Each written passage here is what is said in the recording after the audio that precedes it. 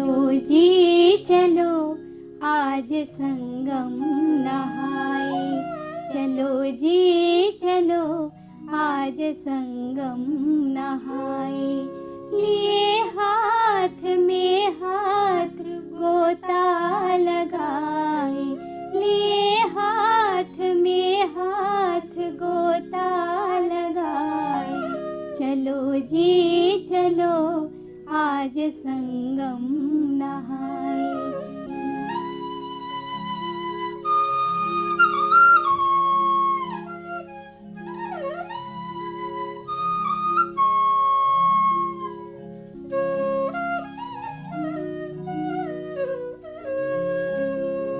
बुलाया है संगम ने, आओ नहाओ नहाओ यहाँ पाप धो बहाओ। वहाँ धर्म की कर्म की बात होगी, वहाँ प्राण के मर्म की बात होगी।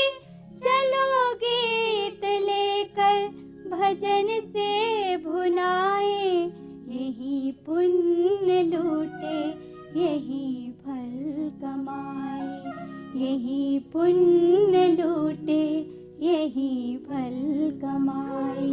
चलो जी चलो आज संगम नहाए, चलो जी चलो आज संगम नहाए। संगम यानी इलाहाबाद में 3 नदियों गंगा, यमुना और सरस्वती का संगम। आज की हमारी कहानी भी संगम से ही जुड़ी हुई है, जहां हर साल लाखों करोड़ों लोग बिना बुलाए माघ के महीने में दूर दूर से चले आते हैं, सिर्फ संगम में डुबकी लगाने और अपने सभी पाप धोने। ऐसा नहीं है कि ये लोग सिर्फ डुबकी भर लगाकर लौट जाते हैं, बल्कि अपने घर परिवार से दूर पूरे 1 महीने संगम के किनारे ठिठुरती ठंड में रहते हैं, पूजा पाठ करते हैं और भूल जाते हैं इस दुनिया के दुख सुख। घर बार छोड़कर 1 महीने संगम किनारे रहना सच में बड़ी बात है, और वो भी आज के दौर में, जब इंसान की तेज रफ्तार जिंदगी में उसके पास अपने लिए ही वक्त नहीं है। लेकिन आज भी तमाम लोग, कहना चाहिए लाखों लोग ऐसे हैं जो सदियों से चली आ रही परंपरा को जिंदा रखे हुए हैं। कल्पवासी कहलाए जाने वाले इन लोगों की यहाँ एक अलग दुनिया बसती है, तंबुओं की। ऐसी दुनिया जहां हिंदू धर्म में आस्था रखने वाले इन कल्पवासियों का नजरिया कहता है कि 1 महीने कल्पवास में रहने से सभी पाप धुल जाएंगे और परलोक सुधर जाएगा।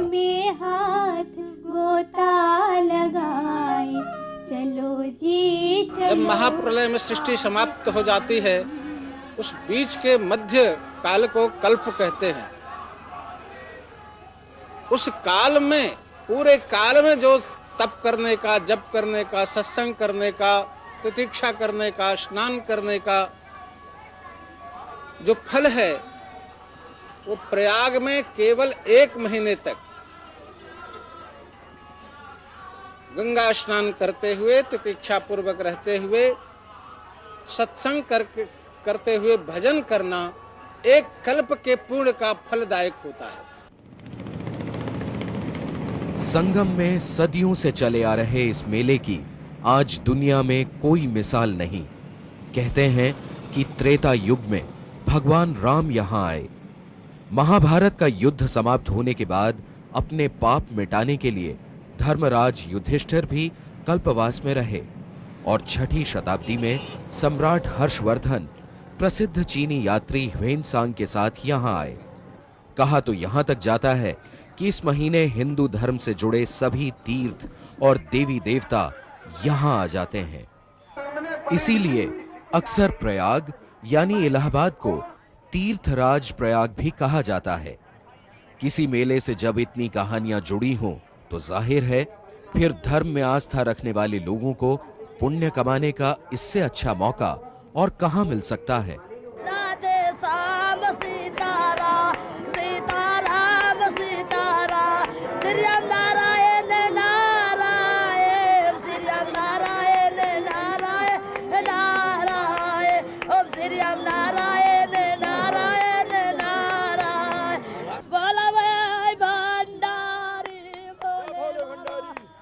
धर्म के प्रति लाखों लोगों की ये आस्था सचमुच निराली है, अद्भुत है।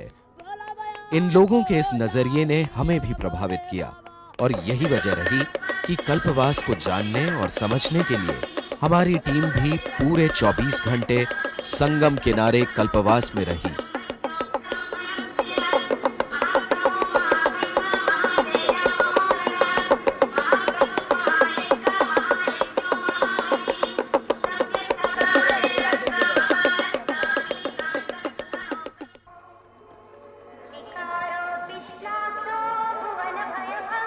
कल्पवास में दिन की शुरुआत होती है सुबह 3 बजे, एक ऐसा वक्त जब लोगों की नींद चरम पर होती है।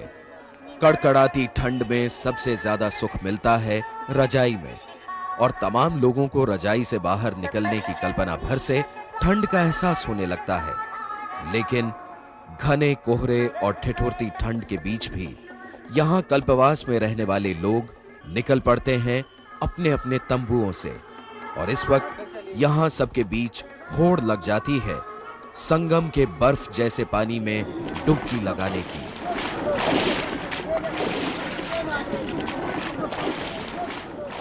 सुबह के वक्त गंगा किनारे हवाएं इतनी तेज चलती हैं कि अपने घरों में गीजर के सहारे गर्म पानी से नहाने वाले लोग अगर इन तीर्थ यात्रियों को देख लें तो उन्हें ये दृश्य देखने भर से ठंड लग जाए। पर यहाँ संगम में एक डुबकी लगाने से ही ठंड गायब हो जाती है।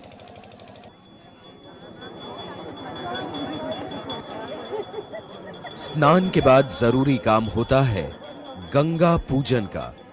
वह गंगा जो इन लोगों के लिए सिर्फ नदी ही नहीं है बल्कि गंगा मैया है। सूर्योदय से पहले स्नान जो है ना वो पवित्र माना जाता है यहाँ। तो 5 बजे 4 बजे से लोग आने लग जाते हैं, 3:30 बजे आते हैं, और 5 बजे 6 बजे के बाद कोई कम आते हैं, बहुत कम लोग। तो पानी तो बहुत ठंडा होता है, नहीं लगता? बिल्कुल सर्दी उतर जाती है यहाँ। यहाँ आने बाद गंगा जी में स्नान करने के बाद सर्दी उतर जाती है। सर्दी जो है पाप है, वो पाप उतर जाते हैं मतलब, और शरीर बड़ा हल्का हो जाता है।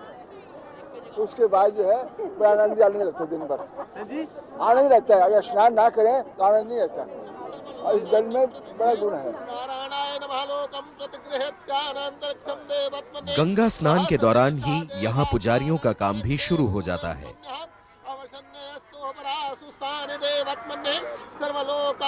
कहते हैं कि जीवन के सभी रंग यहाँ देखे जा सकते हैं, और इसका एहसास हमने भी किया।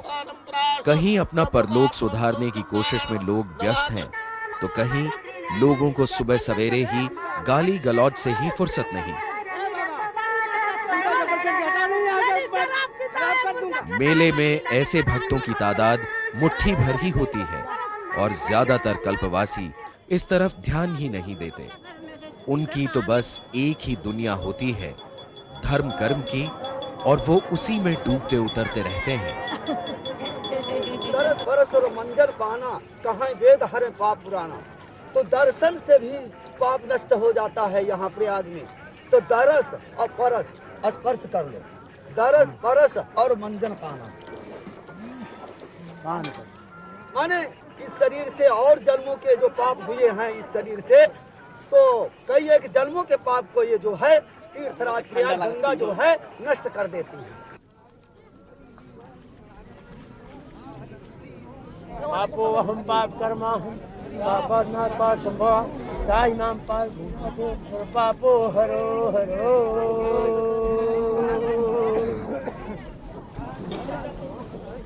गंगे गंगे गंगे गंगे तो दर्शनात् मुक्ति।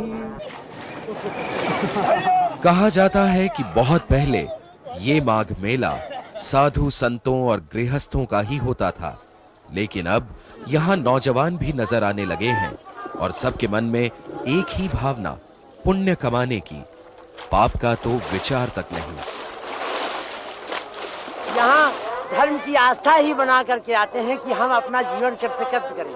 यहाँ विभोर हो जाते हैं, गंगा की माँ के प्रेम में आत्म विभोर हो जाते हैं, और अपने वतन के, अपने शरीर के और अपने सभी माने अधर्मों को भूल करके और छोड़ करके यहाँ आते हैं। कहा है कि पुण्य क्षेत्रे कृतं पापम, अन्य क्षेत्रे कृतं पापम, अन्य क्षेत्रे कृतं पापम दानेन शास्ति, माने दान से और धर्म करने से नष्ट हो जाता है।